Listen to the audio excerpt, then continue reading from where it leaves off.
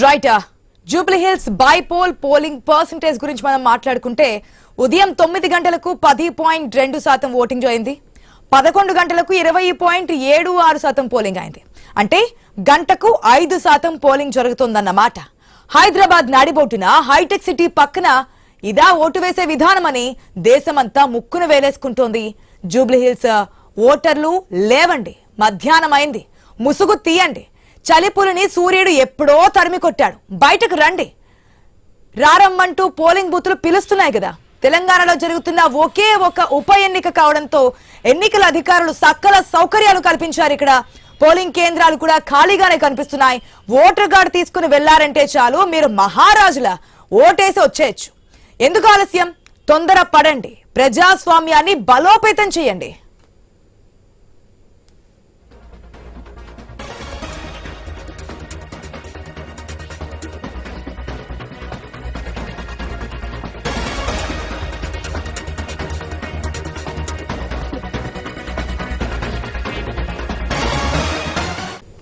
ఓటే వజ్రాయుధం. ప్రజాస్వామ్యంలో ప్రజలే ప్రభువులు. ఓటేసినప్పుడే అది సాధ్యం అవుతోంది. ఓటు వెయ్యని వారికి ప్రశ్నించే హక్కే ఉండదు. రోడ్డు బాగాలేదు, ట్రాఫిక్ జామ్ అవుతోంది, నాలాలు పొంగుతున్నాయి, మురుగు ముంచెత్తుతోంది, పార్కులు కావాలి, మంచి విద్య కావాలి, వైద్యం కావాలని అడిగే హక్కును కోల్పోతారు. సో ప్రతి ఒక్కరికి చెప్పేది ఒక్కటే, ఓటు వేయండి, ఆ తర్వాతే పనులు చేయండి అని డిమాండ్ చేయడం స్టార్ట్ చేయండి.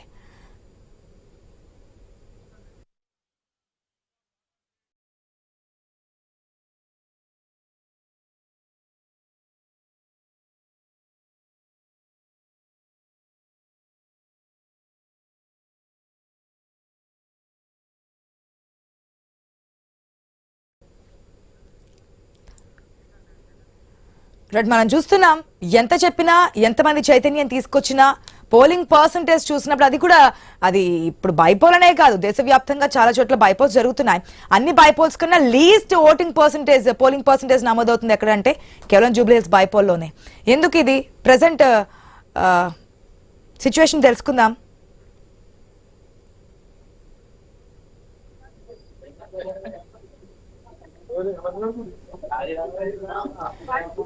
రైట్, మా ప్రతినిధి శ్రీకాంత్ సిద్ధంగా ఉన్నారు పోలింగ్ సంబంధించి మరిన్ని విషయాలు తెలియజేయడానికి. Right Srikanth, good afternoon. Present అక్కడ సిచ్యువేషన్ ఏంటి? మందకోడిగానే సాగుతుందా, ఏదంటే చలి పులి పోయింది కాబట్టి లంచ్ చేసైనా ఈ నగరవాసులు కదులుతారు అనుకోవచ్చా?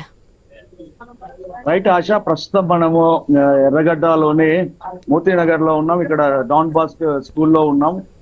ఉదయం నుంచి మనం చూస్తున్నాక ఇక్కడ మందకోడిగానే జరుగుతుందని చెప్పవచ్చు. ఇప్పటి వరకు అంటే 11 గంటల వరకు 20% ఓటింగ్ జరిగింది. ఇక్కడ మొత్తం 68 పోలింగ్ స్టేషన్స్ ఉన్నాయి. ఈ 68 పోలింగ్ స్టేషన్స్ లో 20% నమోదైనట్టుగా అధికారులు చెప్తున్నారు. అయితే పోలింగ్ అయితే ప్రశాంతంగా జరుగుతోంది.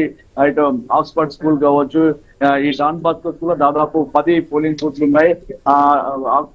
ఆక్స్ఫర్డ్ స్కూల్లో దాదాపు 6 పోలింగ్ స్టేషన్లు ఉన్నాయి. చాలా పెద్ద స్టేషన్లు, అలాగే సమస్యాత్మకమైనటువంటి ప్రాంతాలు ఇవి. ఇక్కడ డ్రోన్ల ద్వారా పూర్తిగా పోలీసులు పర్యవేక్షణ చేస్తున్నారు. ఎక్కడ కూడా ఎలాంటి ఇబ్బంది లేకుండా, ఎలాంటి అవాంఛనీయ ఘటనలు జరగకుండా ఎప్పటికప్పుడు పోలీసులు ఒక కన్నైతే వేశారు.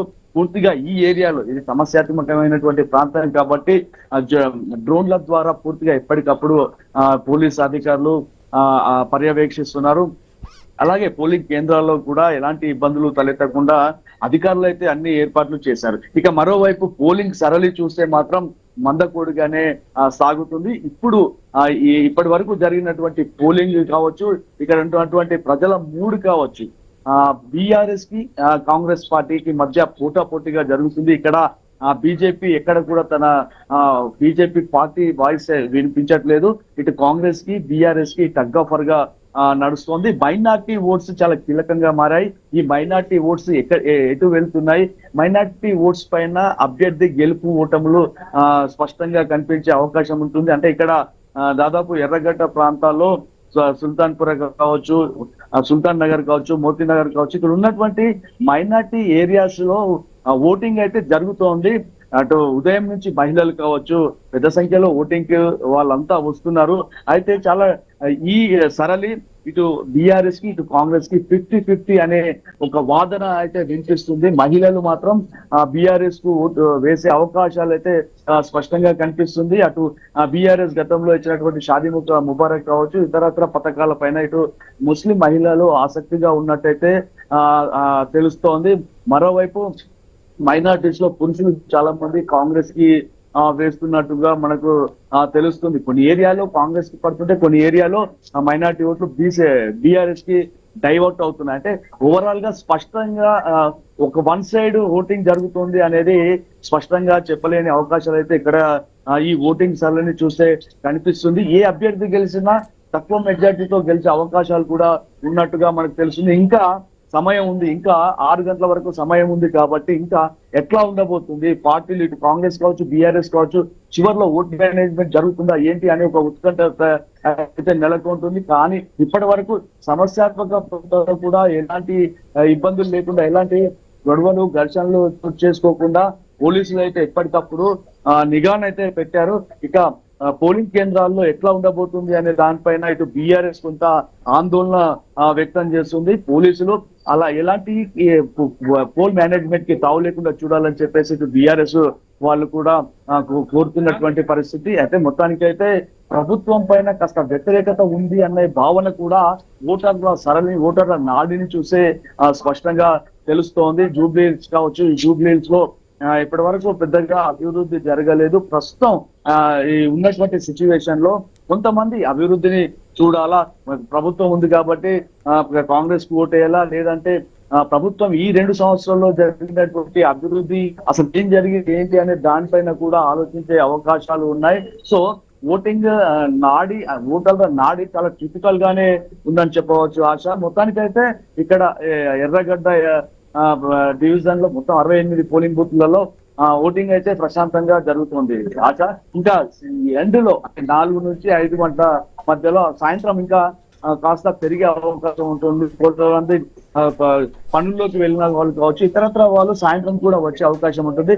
సాయంత్రం లాస్ట్ అవర్స్ లో కాస్త పోలింగ్ పెరిగే అవకాశం ఉంటుంది. ఓవరాల్ గానైతే జూబ్లీ హిల్స్ లో 50% మించే అవకాశాలు అయితే స్పష్టంగా కనిపిస్తలేవు. ఒకవేళ ఓటింగ్ పెరిగితే మాత్రం ఒక 5 నుంచి 10% పెరిగే అవకాశాలు కూడా ఉన్నాయని తెలుస్తోంది ఆశ. Right Srikanth, thanks for the update. చూద్దాం మరి 4 to 6 ఏదైతే లాస్ట్ 2 అవర్స్ ఉన్నాయో ఈ లాస్ట్ 2 గంటల్లోనైనా ప్రజలు పోలింగ్ కేంద్రాలకు వచ్చి వారి ఓటు హక్కును వినియోగించుకుంటారా, లేదంటే ఎప్పుడు మాదిరిగానే ఓటు హక్కును వినియోగించుకోవడానికి అలసత్వం నిర్లక్ష్యం వహిస్తారనేది వెయిట్ చేసి చూద్దాం. ఎందుకంటే ఉదయం నుంచి మనం చూస్తున్నాం 7 గంటల నుంచి అనేక సౌకర్యాలు కల్పించారు. అనేక సౌకర్యాలు ఎక్కడ ఓటర్ కి చిన్న ఏమైనా నిర్లక్ష్యం కావచ్చు, లేదంటే చిన్న వెసులుబాటు కలగకుండా ఉందేమో అని అనుకోవడానికి లేకుండా అన్ని వెసులుబాట్లు కల్పించే విధంగా వారికి అక్కడ చిన్న సమస్య కూడా రాకుండా ఉండే విధంగా పోలింగ్ కేంద్రాల వద్ద అన్ని ఏర్పాట్లు చేశారు. ఇంక్లూడింగ్ ఫస్ట్ టైం డ్రోన్ కెమెరాతో నిఘా వ్యవస్థను కూడా ఏర్పాటు చేశారు. ఆ డ్రోన్ కెమెరా ఎక్కడ ఏ కదలికలు జరుగుతున్నా, ఎక్కడైనా సమస్యగా ఉందా, ఈ సమస్యలు తలెత్తితే కనుక పోలింగ్ కేంద్రాలకి ఓటర్ వచ్చే అవకాశం ఉండదా, ఇవన్నీ కూడా చూస్తున్నారు. అండ్ నెక్స్ట్ మనం గతంలో ఏదైతే మొన్న జరిగినటువంటి అసెంబ్లీ ఎలక్షన్స్ అప్పుడు కూడా మనం చూసాం, ఫోన్స్ తీసుకొచ్చినప్పుడు ఫోన్స్ పర్మిషన్ లేదు అంటే బయట తెలిసిన వాళ్ళకి ఇవ్వడము, లేదంటే ఇబ్బంది పడినటువంటి కండిషన్స్ కూడా ఉన్నాయి. కానీ ఇప్పుడు అటువంటి పరిస్థితి కూడా లేదు. మీరు ఒకవేళ వెళ్తే కనుక మీ ఫోన్ మీరు ఓటు హక్కు వినియోగించుకొని తిరిగి వెనక్కి వచ్చేటప్పుడు సేఫ్ గా ఉండే విధంగా ఒక ప్లేస్ ను కూడా ఏర్పాటు చేశారు. దానికి ఒక లాకర్ సిస్టమ్ కూడా ఏర్పాటు పెట్టారు. ఇవన్నీ ఏర్పాటు చేసినా, ఎంత అవగాహన కల్పించినా ఇంకా ఓటరు మాత్రం మొద్దు నిద్ర వీడట్లేదని చెప్పొచ్చు. ఉదయం నుంచి ఇదే మందుకోడిగా జరుగుతోంది. 7 గంటలు స్టార్ట్ అయినటువంటి పోలింగ్ 9 గంటల వరకు చూసుకుంటే కేవలం 10% మాత్రమే పోలింగ్ నమోదైంది. 11 గంటల వరకు చూసుకుంటే అంటే 4 గంటల సమయానికి మనకి 20% మాత్రమే నమోదైంది. మరి ఇంకా మధ్యాహ్నం లంచ్ తర్వాత వస్తారన్న ఒక ఆశాభావం అయితే కలుగుతోంది. మరోపక్క ఉదయం చూసుకుంటే లేదు, ఈసారి యూత్ ఎక్కువగా పోలింగ్ లో అంటే ఓటుకు వినియోగించుకోవడానికి ఎక్కువ ఆసక్తి చూపిస్తున్నారంటూ కూడా కాంగ్రెస్ క్యాండిడేట్ నవీన్ యాదవ్ ఆశాభావం వ్యక్తం చేసినటువంటి సిచ్యువేషన్ చూసాం. లాస్ట్ టైం అసెంబ్లీలో వచ్చినటువంటి ఓటింగ్ కంటే ఈసారి 10 to 15% పెరిగే అవకాశం ఉందని చెప్తున్నారు. ప్రెసెంట్ రెహమత్ నగర్ వద్ద ఉన్నటువంటి సిచ్యువేషన్ అంటే తెలుసుకుందాం మా ప్రతినిధి స్వామి ద్వారా. గుడ్ ఆఫ్టర్నూన్ స్వామి. ఆఫ్టర్ లంచ్ పెరిగే అవకాశం ఉంది పోలింగ్ పర్సంటేజ్ అని చెప్పి ఉదయం నుంచి అనుకున్నాం. లంచ్ టైం కూడా అయింది. ఇప్పుడు పోలింగ్ పర్సంటేజ్ సంబంధించినటువంటి డీటెయిల్స్ ఏంటి, పోలింగ్ కేంద్రాల వద్ద ఉన్నటువంటి ప్రెసెంట్ సిచ్యువేషన్ ఏంటి? అంటే ఆశా జూబ్లీస్ బై ఎలక్షన్స్లో మనకు 11 గంటల వరకే 20.76% ఓటింగ్ నమోదైంది. ఇప్పుడు మరొక 2 గంటల సమయం గడిచింది కాబట్టి ఈ మధ్యలో కొంత పోలింగ్ పర్సెంటేజ్ పెరిగే అవకాశం కనబడుతుంది. దాదాపుగా 30%కు చేరువకి పోలింగ్ శాతం చేరినట్టు కనబడుతుంది. మనం ఇప్పుడు రహమత్ నగర్ డివిజన్లో ఉన్నటువంటి ఆస్టెడ్ స్కూల్ వద్ద ఉన్నాము. ఇక్కడ కార్మిక నగర్ ఏరియా అంతా కూడా పెద్ద ఎత్తున కూడా అత్యంత నిరుపేదలు ఉండేటువంటి ఏరియా. ఇక్కడ మనం ఉన్నటువంటి పోలింగ్ బూత్లో ది ఆస్టెడ్ రో మెమోరియల్ హై స్కూల్లో ఇక్కడ 8 పోలింగ్ బూతులు ఉన్నాయి. మొత్తం ఈ పోలింగ్ సెంటర్లో 8 పోలింగ్ బూత్లో దాదాపుగా 7,000కు పైగా ఓటర్లు తమ ఓటు హక్కు వినియోగించుకుంటారు. గత కొద్ది గంటలుగా మనం అబ్జర్వ్ చేస్తే 2 గంటల నుంచి పెద్ద సంఖ్యలో ఓటర్లు ఇక్కడికి వచ్చి ఓటు హక్కును వినియోగించుకుంటున్నారు. ఇక్కడ దాదాపుగా 30%కు పైగా పోలింగ్ నమోదైనట్టుగా మనకు సమాచారం తెలుస్తుంది. లోపల ప్రిసైడింగ్ అధికారి కూడా అదే చెప్తూ ఉన్నారు. మొత్తానికి ఈ గతంతో పోలిస్తే ఈసారి ఎప్పుడు కూడా జూబ్లీస్ కాన్స్టిట్యున్సీ పరిధిలో 50%కు పైగా పోలింగ్ ఎప్పుడు నమోదు కాలేదు. గతంలో ఎప్పుడు కూడా 50% లోపే పోలింగ్ నమోదయ్యేది. ఇక్కడ ఈసారి 4,01,000 మంది ఓటర్లు ఇక్కడ ఉన్నారు. 2 లక్షల మంది ఓటర్లు తమ ఓటు హక్కు వినియోగించుకుంటే 50%కి పోలింగ్ చేరువగా అవుతుంది. దీంతో ఎక్కడ కూడా ఎలాంటి ఇబ్బంది జరగకుండా పోలీసులు సంబంధించి భారీ బందోబస్తును ఏర్పాటు చేశారు. ఇక్కడ కేంద్ర బలగాలు సిఐఎస్ఎఫ్ బలగాలను బందోబస్తులో ఇక్కడ మోహరించారు. ప్రతిసారి కూడా ఇక్కడ పోలింగ్ సంబంధించిన విషయంలో కొంత మందకొండగా జరుగుతుండడంతో కూడా ఇక్కడ గత కొద్ది రోజులుగా పెద్ద ఎత్తున కూడా సీఎం రేవంత్ రెడ్డి కాంగ్రెస్ పార్టీ అభ్యర్థి అటు నవీన్ యాదవ్ కోసం, ఇటు BRS party working president KTR, ఇటు తమ పార్టీ అభ్యర్థి మాగంటి సునీత కోసం పెద్ద ఎత్తున కూడా ఈ రహమత్ నగర్ బోరాబండ పరిసర ప్రాంతాల్లో పెద్ద ఎత్తున రోడ్ షోలు నిర్వహించారు. ఇక్కడ ఉన్నటువంటి ఓటర్లను ఆకర్షించడం కోసం పెద్ద ఎత్తున కూడా ప్రయత్నం చేశారు. మనం చూస్తున్నాం మధ్యాహ్నం వరకు తర్వాతనే మరింత మంది ఓటర్లు పోలింగ్ కేంద్రాలకు వచ్చి ఓటు హక్కు వినియోగించుకునే అవకాశం కనబడుతుంది. మనకు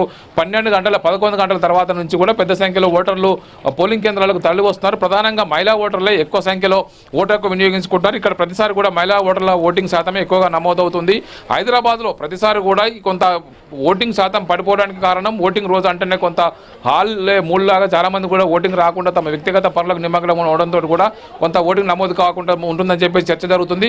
దానికి తోడు జూబ్లీహిల్స్ కాన్స్టిట్యున్సీ పరిధిలో ఇక్కడ ఉన్నటువంటి అనేక రకాల బస్తీల్లో పేరుకే జూబ్లీహిల్స్ కానీ జూబ్లీహిల్స్ లాంటి ఏరియా ఇక్కడ దీని పరిధిలోకి రాదు. ఇటు రహమత్ నగర్, మరోవైపు బోరాబండ, ఇటు ఎర్రగడ్డ, యూసఫోట లాంటి అనేక మంది నిరుపేదలు నిర్వహించి మధ్యతరగతి ప్రజలు నిర్వహించేటువంటి అనేక బస్తీలు ఉంటాయి. ఇక్కడ చాలా మంది ప్రజలంతా కూడా వారి నివాసాలు ఇక్కడ ఉండి ఆ తర్వాత ఖాళీ చేసి ఇతర ప్రాంతాలకు వెళ్ళిపోతుంటారు. దీంతో ఓటింగ్ పర్సెంటేజ్ పడిపోవడానికి ఇది కూడా కొంత కారణం అని చెప్పేసి కూడా కొంత దీన్ని రాజకీయ నాయకులు కొంత విశ్లేషించుకుంటున్నారు. దీంతో ఈసారి పోలింగ్ పర్సెంటేజ్ ఎట్టి పరిస్థితుల్లో పెంచుకోవాలనే ఉద్దేశంతో మొదటి నుంచి కూడా పార్టీలన్నీ కూడా ఈసారి పోటాపోటీగా అత్యంత ప్రతిష్టాత్మకంగా తీసుకొని ఎలక్షన్స్ ప్రచారం నిర్వహించాయి. తమ సిట్టింగ్ స్థానాన్ని కాపాడుకోవడం కోసం బీఆర్ఎస్ పార్టీ మరోవైపు ఈసారి ఖచ్చితంగా హైదరాబాద్ నగరంలో మరొక స్థానాన్ని తమ ఖాతాలో వేసుకోవాలని చెప్పేసి కాంగ్రెస్ పార్టీ పెద్ద ఎత్తున కూడా ప్రచారం నిర్వహించింది. ముఖ్యమంత్రి రేవంత్ రెడ్డి దీన్ని పర్సనల్గా తీసుకొని తానే పోటీ చేసినంత ఉద్దేశంతో పెద్ద ఎత్తున కూడా పార్టీ అభ్యర్థి విజయం కోసం పెద్ద ఎత్తున రోడ్ షో నిర్వహించారు. గతంలో బై ఎలక్షన్స్ లో కూడా ముఖ్యమంత్రులు అనేవారు కొంత కేవలం లాస్ట్ మూమెంట్ లో వచ్చి కొన్ని కీలక బహిరంగ సభలకు వీటికి ప్రచారం చేసి వెళ్ళేవారు. కానీ ఈసారి దానికి భిన్నంగా రేవంత్ రెడ్డి నేను కాంగ్రెస్ పార్టీ కార్యకర్తగా మా పార్టీ అభ్యర్థి గెలుపు కోసం పనిచేస్తారని చెప్తూనే ఆయన పెద్ద ఎత్తున కూడా రోడ్ షోలు నిర్వహించారు. ప్రభుత్వంలో ఉన్నటువంటి మంత్రులంతా కూడా ఈసారి వివిధ డివిజన్లలో ఇద్దరిద్దరు మంత్రులకు బాధ్యతలు కల్పించి వారంతా కూడా ప్రచారం చేయడంలో కొంత సక్సెస్ అయ్యారు. దానికి తోడు ఈసారి ఓటింగ్ పర్సెంటేజ్ కూడా ఈసారి 50% దాటుతుందంటూ కూడా కాంగ్రెస్ పార్టీ అభ్యర్థి నవీన్ యాదవ్ ఆశాభావం వ్యక్తం చేశారు. ఎప్పుడు కూడా 50% దాటలేదు, ఈసారి 60% చేరుగా వెళ్తుందని చెప్పేసి కూడా వారు ఆశాభావం వ్యక్తం చేస్తున్నారు.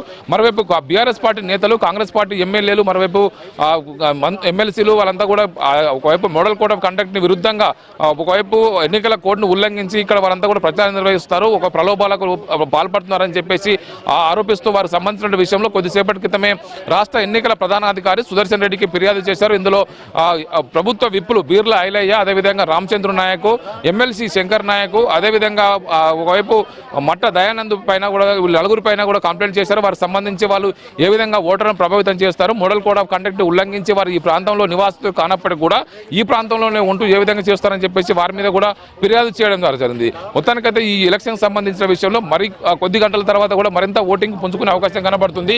పార్టీలు కాంగ్రెస్, బీఆర్ఎస్ హోరాహోరీగా నువ్వా నేనన్నట్టుగా సాగించిన ప్రచారంలో పెద్ద ఎత్తున కూడా వాళ్ళు తమ వైపు ఓటర్లను ఆకర్షించడంలో అన్ని రకాల అస్త్రశస్త్రాలను వినియోగించారు. ఒకవైపు ప్రభుత్వంలో ఉన్నటువంటి కాంగ్రెస్ పార్టీ హైదరాబాద్ నగరంలో తమకు ఉన్నటువంటి మొత్తం ఒక్కటే ఒక్క కాంగ్రెస్ పార్టీ స్థానం గెలుపొందింది. గతంలో కంటోన్మెంట్ నుంచి గెలుపొందినటువంటి లాస్యానందిత రోడ్డు ప్రమాదంలో మరణించడంతో కూడా లోక్సభ ఎలక్షన్స్ తో పాటు వచ్చినటువంటి కంటోన్మెంట్ బై ఎలక్షన్స్ లో కాంగ్రెస్ పార్టీ ఆ స్థానాన్ని తమ ఖాతాలో వేసుకొని అక్కడ శ్రీ గణేష్ ని గెలిపించుకుంది. ఈసారి కూడా ఇక్కడ కూడా తమ ఈ స్థానాన్ని గెలిపించుకొని వచ్చే జీహెచ్ఎంసీ ఎన్నికల నాటికి హైదరాబాద్ లో కాంగ్రెస్ పార్టీ బలం తగ్గలేదు, ఖచ్చితంగా కాంగ్రెస్ పార్టీ బలంగా ఉందని నిరూపించడమే లక్ష్యంగా పనిచేస్తూ ఉన్నారు. మరోవైపు కాంగ్రెస్ పార్టీ అంతర్గత రాజకీయాలకు ఒకవైపు జూబ్లీ ఎలక్షన్స్ కూడా కొంత సవాలుగా మారిందని చెప్పుకోవచ్చు. ఒకవైపు ముఖ్యమంత్రి రేవంత్ రెడ్డికి ఈ ఎలక్షన్స్ అత్యంత సవాలుగా మారింది.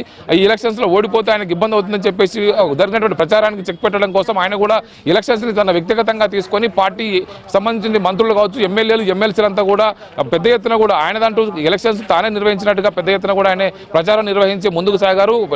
పెద్ద పెద్ద రోడ్ షోలు నిర్వహించి ప్రతి డివిజన్ లో కూడా ప్రచారం నిర్వహించారు. తమ పార్టీ అభ్యర్థిని గెలిపించాలని చెప్పేసి నేరుగా ప్రచార రంగంలోకి వచ్చి ప్రచారం నిర్వహించి ఈ ప్రభుత్వం అధికారంలో ఉంది కాబట్టి ఇక్కడ తమ పార్టీ అభ్యర్థిని గెలిపిస్తే అభివృద్ధి జరుగుతుందని చెప్పేసి జనాన్ని కన్విన్స్ చేసే ప్రయత్నం చేశారు. మొత్తానికి ప్రభుత్వం పైన వ్యతిరేకతను అద్దం పట్టడం కోసం బీఆర్ఎస్ పార్టీ ప్రచారం చేస్తే మా పార్టీ అభ్యర్థి గెలిస్తే మీకు అభివృద్ధి జరుగుతుంది, మీకు జరిగినటువంటి పనులను ఇచ్చినటువంటి హామీలను అమలు చేస్తామని చెప్పేసి కాంగ్రెస్ పార్టీ పాజిటివ్ ప్రచారం చేసుకునే ప్రయత్నం చేసింది.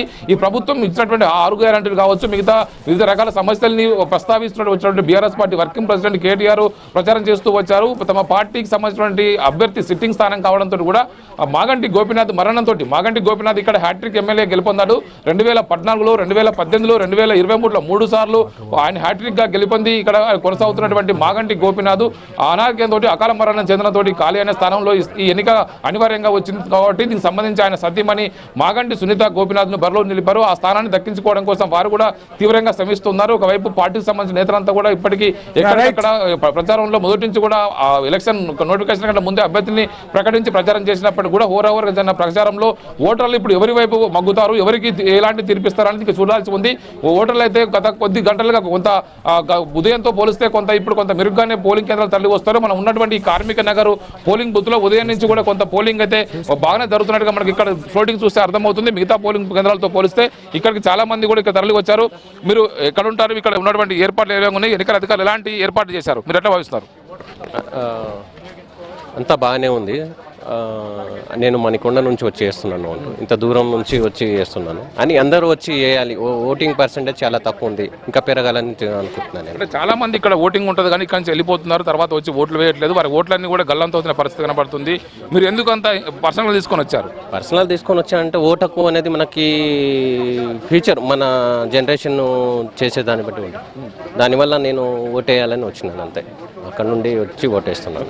చూస్తున్నాం తనకున్న ఓటు హక్కును వినియోగించుకోవడం కోసం మణికొండ నుంచి ఇక్కడికి వచ్చి ఓటేశానని చెప్పేసి ఒక యువకుడు తెలియజేస్తున్నాడు. మొత్తానికి చాలా మంది ఇక్కడ ఓటు హక్కు ఉన్నప్పటికీ కూడా ఇతర ప్రాంతాలకు వెళ్ళిన కారణంగా మళ్ళీ రాలేకపోవడంతో ఓటింగ్ పర్సంటేజ్ పడిపోవడానికి కారణమైందని చెప్పేసి చాలా మంది అంటున్నారు. అట్లా చాలా మంది ఇతర ప్రాంతాల్లో ఉన్నటువంటి ఓటర్లను వాళ్ళు గుర్తించి వారికి ఫోన్లు చేసి మరీ పార్టీలంతా కూడా ఇక్కడ రప్పించి ఓట్లు వేయించుకుంటున్నారు. మొత్తానికైతే పోలింగ్ పర్సంటేజ్ ఈసారి గతంతో పోలిస్తే కొంత 10-15% పెరుగుతుందని చెప్పేసి అందరూ కూడా ఆశాభావం వ్యక్తం చేస్తున్నారు.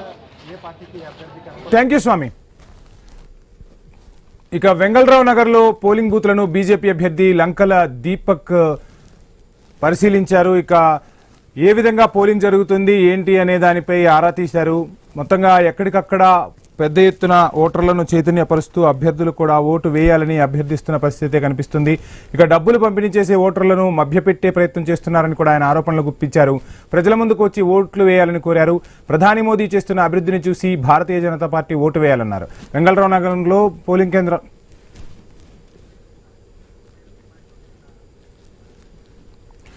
రైట్ బిగ్ బ్రేకింగ్ అందుతోంది. ఇక ఇప్పటి వరకు పోలింగ్ పర్సంటేజ్ చూస్తే 31.94 పోలింగ్ పర్సంటేజ్ నమోదైనట్టుగా తాజా బ్రేకింగ్ అయితే మనకు అందుతోంది. ఒక్కొక్కరుగా వస్తూ ఉన్నారు. ఇక పోస్ట్ లంచ్ తర్వాత ఇంకా పెరుగుతుందా అన్న సందేహాలు అయితే వ్యక్తమవుతున్నాయి. సో మొత్తంగా వేలిపై సురా చుక్కతో స్టేటస్ పెంచుకోండి అంటూ ఎలక్షన్ కమిషన్ కూడా పిలుపునిచ్చింది. అయినప్పటికీ ఇంకా పోలింగ్ బూతులు ఖాళీగానే కనిపిస్తున్నాయి. పెద్ద సంఖ్యలో పోలింగ్ బూతులను ఏర్పాటు చేశారు. ఓటర్లకు ఎక్కడా ఎటువంటి ఇబ్బంది లేకుండా ఎన్నికల సంఘం అన్ని ఏర్పాట్లు చేసింది. ప్రజలందరూ కూడా ఓటు హక్కు వినియోగించుకోవాలని చెప్తున్నారు. ఐ న్యూస్ స్క్రీన్ పై మనం చూస్తున్నాం. ఇప్పటి వరకు పోలైన ఓట్ల పర్సంటేజ్ 31.94% నమోదైంది.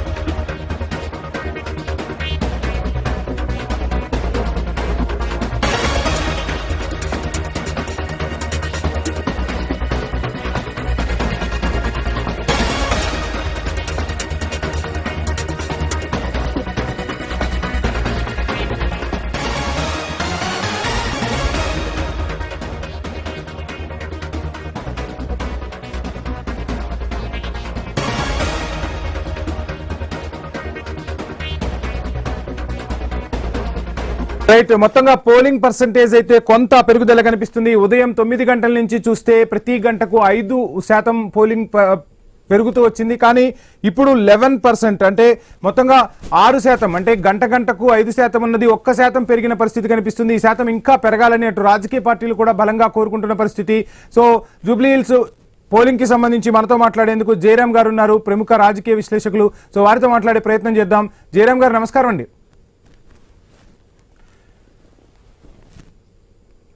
ఓటు హక్కు వినియోగించుకోవాలని అయితే రాజకీయ పార్టీలతో పాటు సమాజంలోని మేధావులు కూడా పిలుపునిస్తున్నారు. ముఖ్యంగా యువకులు ఈ ఓటు హక్కుకు బయటకు రావాల్సిన అవసరం ఉంది. వృద్ధులు, వికలాంగులు కూడా వచ్చి తమ ఓటు హక్కును వినియోగించుకుంటున్న పరిస్థితి అయితే చూస్తున్నాం. ఎన్నికల సంఘం పకడ్బందీ ఏర్పాట్లు చేసింది. ఓటు హక్కు వినియోగించుకోవడంలో ఎటువంటి ఇబ్బందులు తలెత్తకుండా పకడ్బందీ చర్యలు అయితే తీసుకున్నారు. ఇక ఇదే అంశానికి, అంటే జూబ్లీ హిల్స్ ఎన్నికకు సంబంధించి పోలింగ్ సరళికి సంబంధించి డీటెయిల్స్ అందించేందుకు ప్రముఖ విశ్లేషకులు జయరాం గారు మనతో పాటు జాయిన్ అవుతున్నారు. జయరాం గారు, గుడ్ ఆఫ్టర్నూన్ అండి. Very good afternoon. జయరాం గారు, చూస్తున్న మొత్తంగా జూబ్లీ హిల్స్ ఎన్నికల్లో పోలింగ్ బూతుల్లో కలకలలాడట్లేదు. మొత్తంగా ఎక్కడికక్కడ నిస్తేజం ఆవహించింది. ఇప్పటికంటే ఉదయం 9 నుంచి ఇప్పటి వరకు చూస్తే ప్రతి గంటకు 5% పోలింగ్ నమోదవుతుంటే ఇప్పుడు 6% పోలింగ్ నమోదైంది. ఇంకా పెరిగే అవకాశాలు ఉన్నాయంటారా? పోస్ట్ లంచ్ తర్వాత ఎలా చూడాలంటారా? ఏం చెప్తారు? మీకు ప్రేక్షకులకు నమస్కారం అండి. యాక్చువల్గా ఏంటంటే మొదటి నుంచి చెప్తూనే ఉన్నాము, ఇక్కడ బాగా కాన్సన్ట్రేషన్ చేయాలి ప్రభుత్వ అధికారులు. వీళ్ళను కంప్లీట్ గా కొంత పోలింగ్ బూత్ వరకు తీసుకొచ్చే ప్రయత్నం చేయాలనేది చెప్తూనే ఉన్నాము. అయినా వాళ్ళ ప్రయత్నం వాళ్ళు చేశారు. కానీ ఇక్కడ ప్రజల్లో ఉండే ఇక్కడ మనం 3 వర్గాలుగా ప్రజలు విభజించాలి. Middle class, below middle class, lower class, so aristocratic people. ఇక్కడ అరిస్టోక్రాటిక్ పీపుల్ కనుక చూసినట్టు అయితే ఇక్కడ అంత బాధ్యతగా కానీ లేకపోతే మేము పోలింగ్ లో పాల్గొనాలనే దాన్ని మాత్రం మనకు చాలా క్లియర్ కనిపిస్తుంది పాల్గొన్నట్టుగా. ఇక middle class, below middle class, ఈ 2 సెక్షన్స్ కొంతవరకు వచ్చినా కూడా అత్యధికంగా పోలైన మాత్రము లోయర్ మిడిల్ క్లాస్ వాళ్ళే అత్యధికంగా పోలైనవి మనం చూడొచ్చు. అంటే ఇక్కడ మనం గమనించాల్సింది ఏంటంటే, ప్రజలు తమ ఓటు హక్కు ఎంత పోరాడితే, ఎంత కష్టపడితే ఆ రాజ్యాంగం మనకు ప్రసాదించిందో దాన్ని గుర్తుపెట్టుకోవడం ఒక అంశము. దాన్ని గుర్తు పెట్టుకొని దాన్ని వినియోగించుకోవాల్సిన అంశాన్ని కూడా ఉంటే బాగుంటుంది. మరొక అంశం వచ్చేసి, ఈరోజు ఇంత మందగోడిగా సాగడానికి కారణం ఏంటి అంటే, ఇది ప్రభుత్వాలు లేకపోతే పాలకులు అని మనం చెప్పలేం, కానీ ప్రజలకు ఇంకా కూడా ప్రజాస్వామ్యం మీద నమ్మకం లేకపోవటం.